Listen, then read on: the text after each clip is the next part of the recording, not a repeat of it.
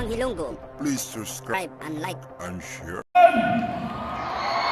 Masaya ba tayo lahat? Alam nyo, halos 2 linggo na lang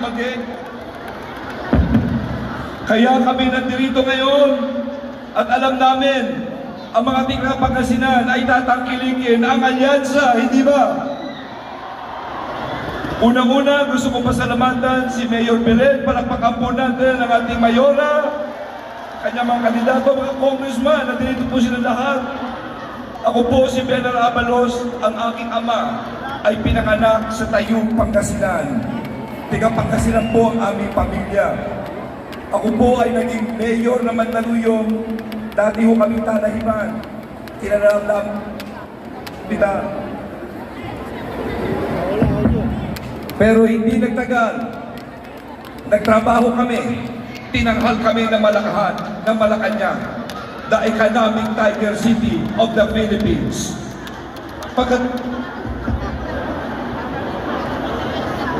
At pagkatapos nun, tayo po ay naging alkalde ng Mandaluyong. Tayo po ay naging pangulo ng lahat ng mayor ng Pilipinas. At hindi lamang yun, yung union ng local authorities, union ng gobernador, vice gobernador hanggang barangay captain. Multi-awarded tayo. Tayo po inawardan ni Pangulong Joseph Estrada. Apolinario Mabini Award. Inawardan tayo ni Pangulong Benigno Aquino Jr. Iba-ibang award, Chamber of Commerce for Child Friendly, #1 in nutrition, #1 sa lahat ng bagay, at ang United Nations Public Service Award, in-award sa Mandaluyong, Philippines. Ito po yung template sa mga batang may kapansanan. At pagkatapos nun, ako ay naging MMDA chairman noong panahon ng COVID.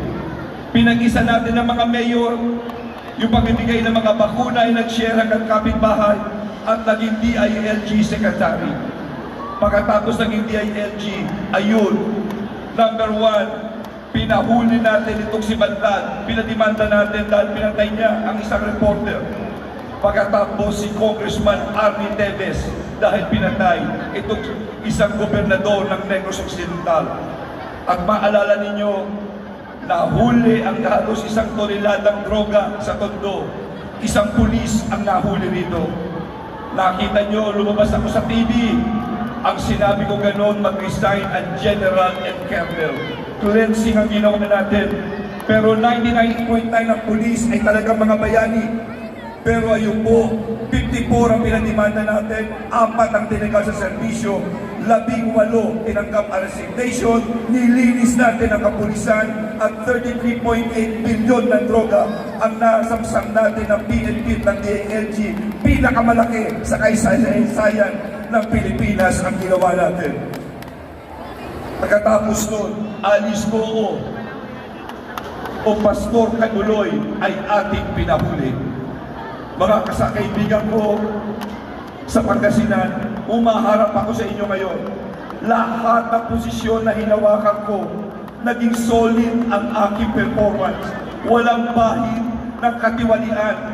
Handang-handa na po sa Senado ang apo ng Pangasinan. Ang una kong gagawin kung tayo'y palarin, mahal ba kuryente? Mahal ba kuryente? Ang una nating gagawin, dahil 20 years ago ginawa ko na to, nilabanan ko ang buwis sa kuryente. Asahan ninyo, pagbubuko, lalabanan ko ulit yan para bumaba ang presyo ng kuryente, dumami ang trabaho, dumami ang negosyo, at buminhawa ang buhay ng bawat Pilipino. Mga kasama, mga taga-Pangasinan, maraming salamat kayo. Mabuhay ang Pangasinan, mahal na mahal ko kayong lahat. Isang malakas na sigawan, Attorney Benhur Abalos!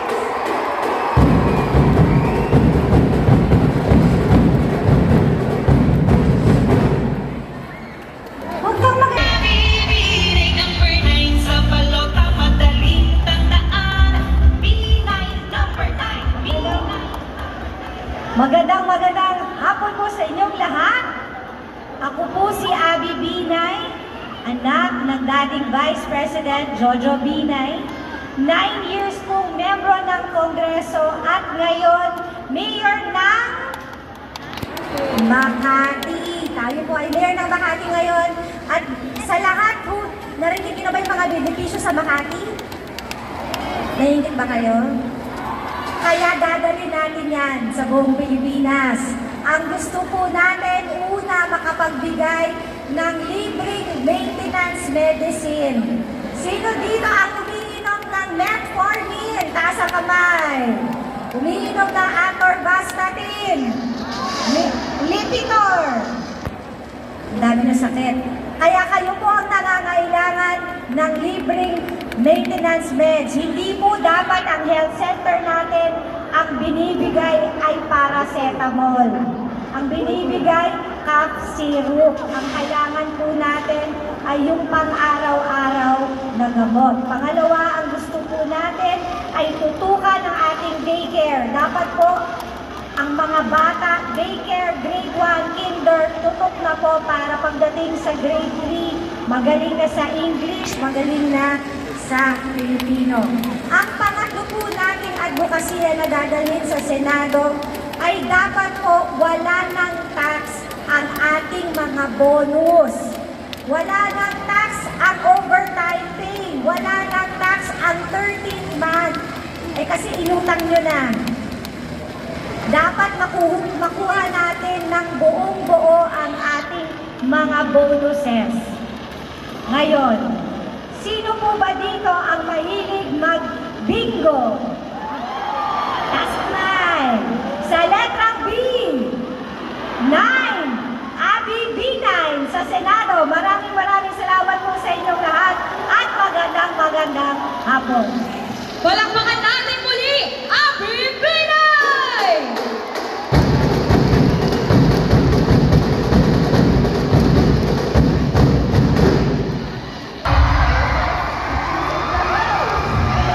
Huwag kalingkod bayan ang ating agimat. Aksyon sa tunay na buhay. Ibalik natin sa Senado, Senator Bong Revilla! Nandito na si Bong Revilla!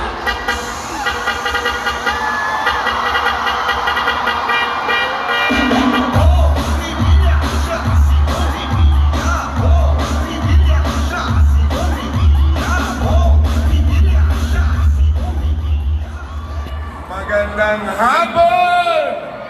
Pangasinan! Wala na. Kamusta? Yan. Ang galing ko na kayo sa lamig ko. Una po, kami nagpapasalamat mga taga-Pangasinan at taga-Dagupan sa inyong napakainit na pagtanggap po sa amin sa Alyansa at kami po ay naririto upang hingin ang suporta ng bawat isa sa inyo. Kaya, mga kababayan, ang inyong lingkod po si Senator Bong Revilla. Itong taong pong ito, this is my 30th year in public service. Imagine, 30 years na. Ako'y naging vice gobernador ng lalawigan ng Cavite, naging gobernador ng lalawigan ng Cavite, naging PRP chairman yung lumaban sa mga pirata, naging senador noong 2004 at naging senador muli noong 2010, and you made me number 1 senator at that time. Pero nung nangyari yun, nung nag-number 1 ako, giniba ako. Doon na nagka-leche-leche. Pero gano'n pa man, ang inyong lingkod, umangon, lumabas ang katotohanan, nalinis ang aking pangalan. Pero ngayon, yung mga kalaban, pilit pa rin tayong sinisiraan. Alam nyo mga kababayan, si Bong Revilla ay isang mandirigma. Habang nasasaktan, lalong tumatapang. Habang natutugan, lalong lumalaban. At habang ako'y sinisiraan nila, lalo ako popogi niyan. Kaya masasabi ko na sa kanila, anak sila ng tete. Kaya sa inyo pong lahat, mga kababayan, marami nagtatanong, ano ba nagawa ni Bong Revilla? Si Bong Revilla nakapaghain na mahigit 2,000 panukalang batas at nakapagpasa ng 300 43 na batas na ngayon. Kasama dyan ang expanded centenarian law. Yung sa ating mga lola at lolo na pag-umidad ng 80, 85, 1995, meron ng 10,000 pesos. At pagdating ng 100, meron silang 100,000. Pero mga kababayan, maraming nagawa pa. Nandyan ang anti-no permit no exam policy para sa mga estudyante. Kung dati-rate, kapag hindi nakapag-fully ng mga magulang sa eskwelahan, hindi na pinagtatake ng exam ng mga kabataan. Ngayon, bawal na yon dahil sa ating batas. Nandyan yung kabalikan sa pagtuturo. Yung mga teachers natin, yung choke allowance sila. Last year, 5,000. This year, 10,000 na. Palakpakan natin ang ating mga guro. At marami pang gagawin at papasa sa Senado. Katulad ng universal pension para sa mga senior citizen na tigwa 1,000 pesos.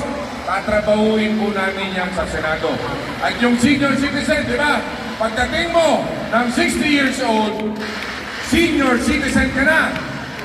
Ngayon po, gagawin natin 56 years old, senior citizen ka na. Marami lang nagrereklamo. Bakit gagawin mo agad kami senior citizen, 56 pa lang? Sabi ko, o sige, wag natin tawagin senior citizen. Tawagin natin junior senior citizen. Di ba? At least yan, kahit 10%, no? Para makapag-avail ng discount yung ating mga kababayan. Kasi ngayon, 40 years old ka pa lang, kailangan mo na ng maintenance. Diba? Kaya ganyan kahirap ang buhay. Pero umasa po kayo sa grupo ng Alyansa para sa inyong mga kababayan mo, magtatrabaho po kami, pangangalagaan namin ang mga magsasaka, pangangalagaan namin ang mga mangingisda, ipaglalaban namin kayo. Kaya sa inyo pong lahat, umasa kayo. Si Bong Revilla ay ipaglalaban kayo hanggang sa huling patak ng aming dugo. Maraming salamat!